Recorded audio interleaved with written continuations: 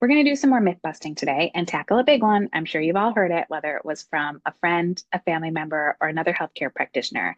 But let's chat briefly about the myth that estrogen causes breast cancer. So, this comes from the Women's Health Initiative. Again, this is where we got a lot of our hormone information from. But if you've heard me talk about it before, we know that this is outdated information from decades ago that studied medications that we don't really even use anymore. But even more importantly, in this study, where women were using estrogen or estrogen coupled with a progestin if they had a uterus, it was reported that there was an increased risk of breast cancer. But let's be clear about that. That reported risk was not even clinically significant, meaning it really didn't have any meaning. And beyond that, what they did report was the risk was less than the risk associated with drinking 3 alcoholic beverages per week. That we find absolutely socially acceptable with no issue, of course. Most women do that or more each week.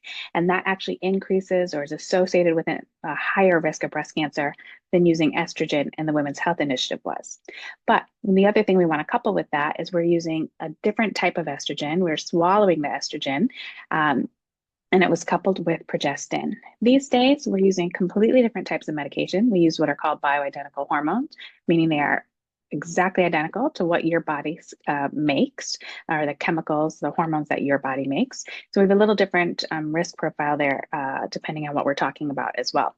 But when it comes to the estrogen and breast cancer, what we actually know is estrogen does not increase the risk of breast cancer. And in fact, when we couple it with progesterone, not progestin, but progesterone, the bioidentical form, a woman's risk of breast cancer is decreased. And we know that using hormones increases overall longevity or how long a woman is going to live.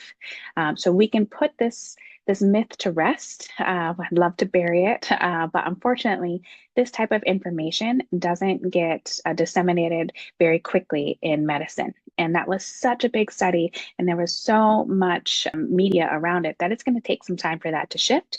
So our goal is to, get this information out to all women, and then we can help spread the news amongst each other and help educate our own practitioners if we have to. But one thing we can take off the table is estrogen causing breast cancer. It doesn't do that.